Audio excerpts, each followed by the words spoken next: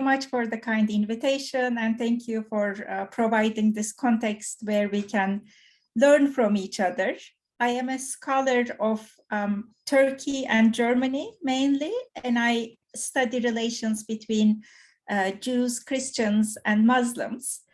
And already being part of the Global Humanities Initiative really expanded my horizons, made my questions bigger.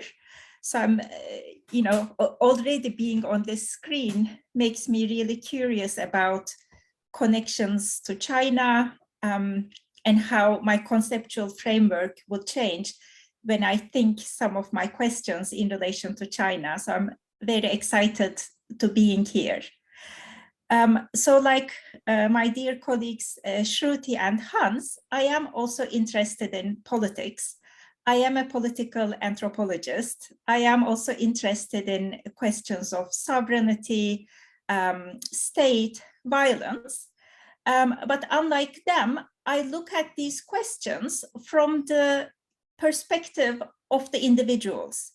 How do individuals live in a world where these concepts shape our realities? And I look at a few things, but one of the things that I have been fascinated about is conversion, both religious conversion, but also other forms of conversion, in the sense of people not inheriting their beliefs and values from their parents or grandparents, and then choosing them from other people that they're close to, or maybe even former enemies.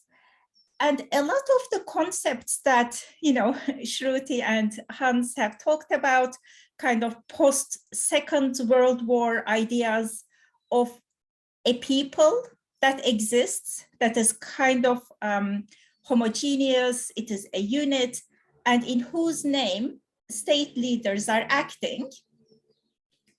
Obviously, like many of our concepts, is a construct. And what is unique, especially, let's say, in the case of, how India and Pakistan came into being, there is this idea that people's racial and ethnic identity, national identity, religious identity, and language intersect, and or that it is one or the same thing. And this also comes from, in the European context, from 19th century ideas. The study of race, religion, and language came into being at the same time. And when we look at those, studies, they use very similar models. They have these trees, right? We have these Semitic languages, Semitic religions, whatnot. So there is this idea that these go together. However, the reality shows that it is different. Like, think about the language, right? There is the idea that there is a mother language, but many of us, probably on this screen too, we do not speak our mother language, right? What our mother have taught us. It is just our human capacity. We are capable of learning multiple languages. We learn languages of others. We pass that on to our children, or, sometimes maybe your household is like that. You will have a household even in which people speak different languages. And it is the case, sorry, there is a lots of sound from outside. I'll just close the window here. Sorry. And also it is the case that it's a similar case with religion. So it is taken as granted, and it is even assumed, especially since the First World War, if people with different religious identities live together, there will be a conflict.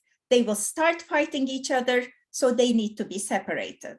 Right? It started with the Turkish-Greek, what we in Turkey called population exchange, and in Greece they called a great tragedy. You already know that, when the the words are so different, the meanings attached are different, or that the idea of India, Pakistan, or that Israel and Palestine, that people should be separated according to their religion, and that the idea that race and ethnicity and language will also be according to these religious affiliations. And if we separate them, they will live in peace. That is how harmony will be achieved.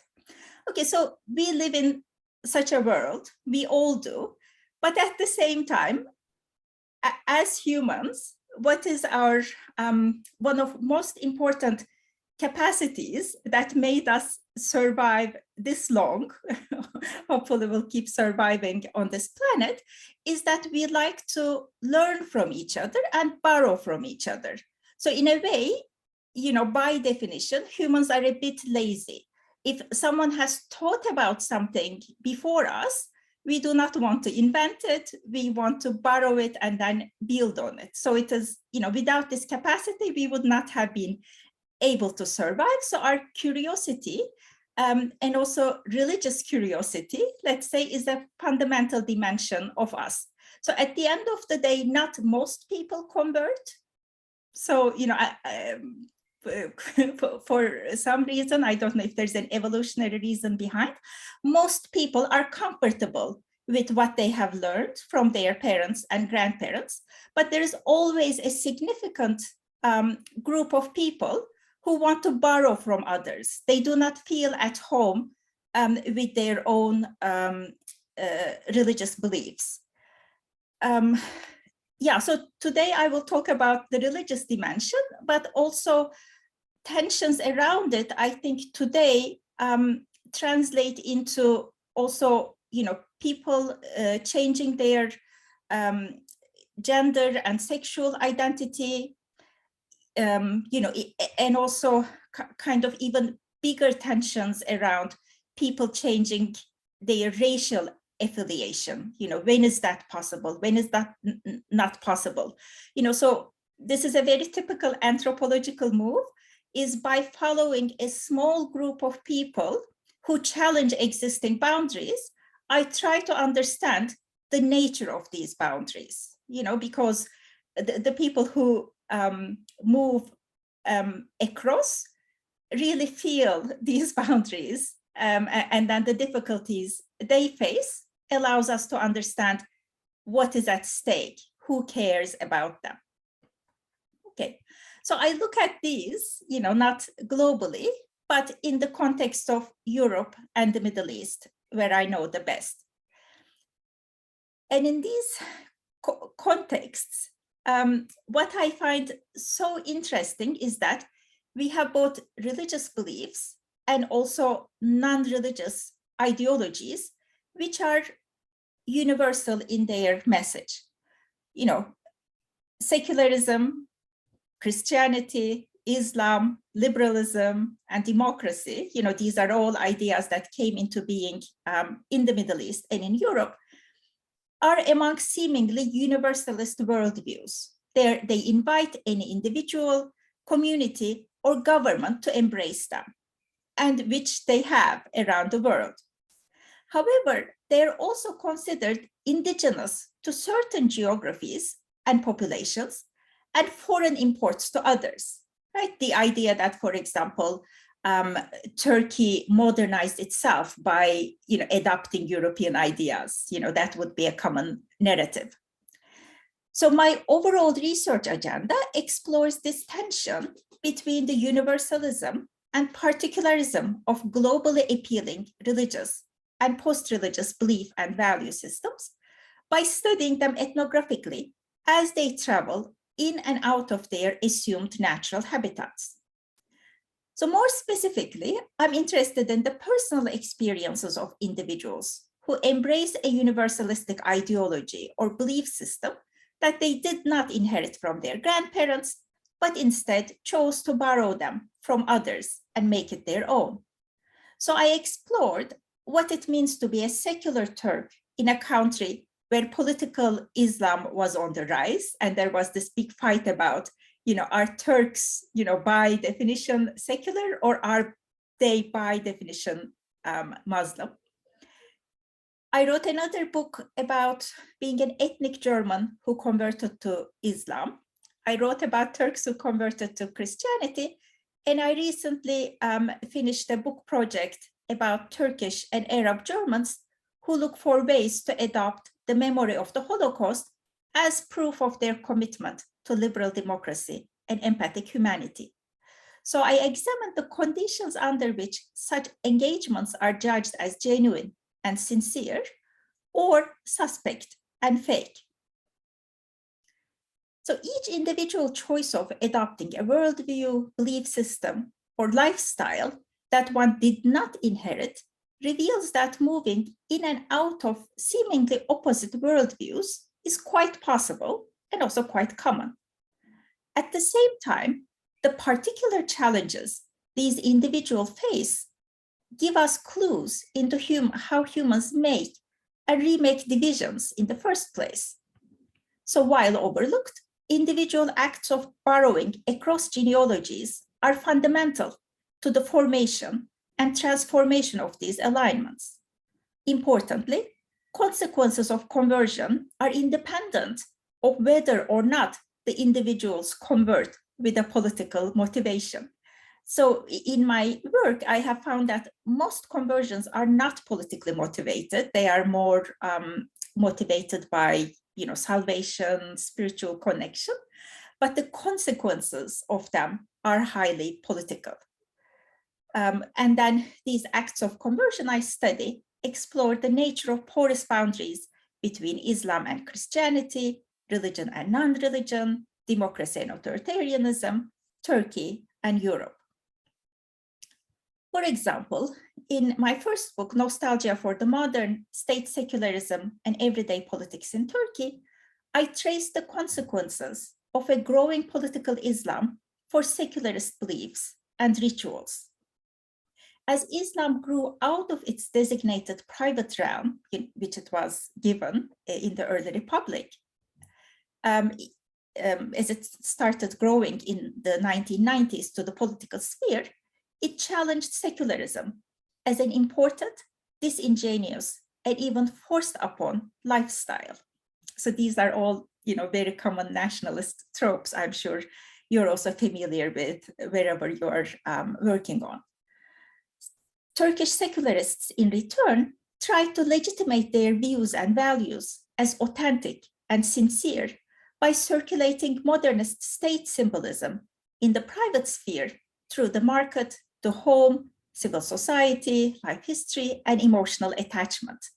Suddenly there was, pictures of Atatürk and statues of Atatürk are everywhere in Turkey, but in 1990s, it suddenly entered the private realm. I don't know, people started having tattoos, in coffee mugs, on their cars, it became a private thing. So I asked why and how citizens who used to be strong believers of a strong state now translated the history and state symbolism of state-led modernization into the conceptual frameworks of market and love. So already sitting here, I am so curious when China also started adopting, framework of market. Did love have any place in it? I mean, now in 2020s, love doesn't have any space in public discourse in contemporary Turkey, but it had a lot of currency in 1990s. I am really curious. Okay, so after completing this project on the diffusion of secularism across spheres of life, I decided to explore its limits by focusing on religious conversion. Unlike ethnic minorities, religious minorities have the potential to convert the members of the majority and thus threaten the assumed religious and cultural purity of the political unit. Over the past few years, sensational reports about Muslims taking over Europe have repeatedly appeared in popular magazines. I guess a more common framework, that is upsettingly we hear has been this replacement theory that is more race-based. But before that, or maybe in parallel with that, Muslims taking over Europe. I don't know, Eurobia, you may have heard about such concept. Okay, so another similar parallel alarmist strategy, will highlight birth rates of Muslim immigrants. Oh, right, that is the idea. They'll replace us being here, white people. So the new alarmism emphasizes, or another alarmism, the spread of Islamic ways of thinking and living among non-Muslim Europeans. The idea behind this anxiety is that Muslim values have already started to dominate the European public culture because liberal Europeans are too permissive to stand up for their values and protect them. This is kind of the conspiracy theory, the Islamophobic ideas. So in this context, converts to Islam create a high anxiety. A nationalist frame, European nationalist frame, converts to Islam, not as independent individuals following their spiritual calling, but as naive puppets manipulated by foreign political forces aiming to take over the country. So how do converts feel and act in this highly politicized framework? So when I talk to converts to Islam in Germany, these are some of the things that I heard over and over again. For example, I would never have become a Muslim if I had met Muslims before I met Islam. So during the entirety of my research for the book Being German, Becoming Muslim, Race, Religion, and Conversion in the Europe, this was the most common sentiment I heard. Although almost all German converts I met during my research embraced Islam following intimate relations with born Muslims, many nonetheless distanced themselves from immigrant Muslims, and especially Turks, following their conversion. Many want to make sure love had nothing to do with their conversion and try to assert the reliability of their conversion as a purely rational choice. So love is taken out of this framework. So in this book, I demonstrate how, as mainstream German society marginalized converts and questions their national loyalties, converts respond by disassociating themselves from immigrant communities and promoting instead a purified Islam untainted by Turkish traditions. Converts I got to know well exerted a lot of effort in finding headscarf styles that did not make them look Turkish, lived in neighborhoods far from those popular among Turks, and blamed Turks for giving Islam a bad name. So in a way, they are trying to embrace their Islam, and at the same time, they also buy into these, nationalist ideas. So they're trying to find ways to live as Muslim, but still claim their German identity. So I have a few more examples, but we're running out of time.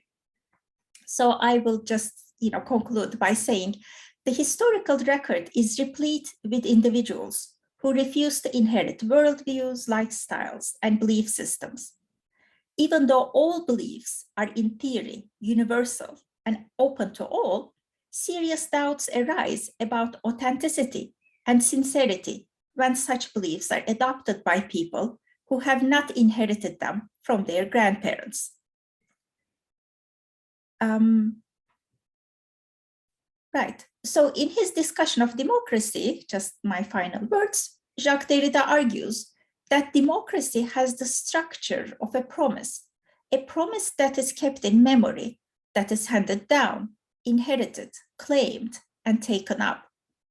Religion, and also civil religion, even more than democracy, holds a promise of a future that extends to coming generations and often to afterlife. This promise is dependent on this particular religion or civil religion already passing from generation to generation. But as Derrida reminds us, the promise of future is dependent on the fact that the heritage is actively inherited, claimed, and taken upon.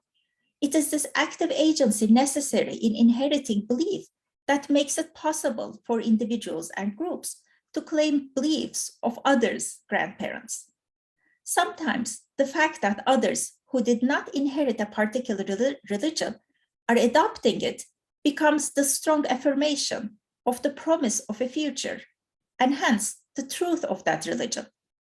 Despite often being seen as uncommon, inauthentic, or even suspicious, the active and boundary-crossing inheritance of converts highlights the complex relationship between the past and the future and across groups of communities of believers. Thank you.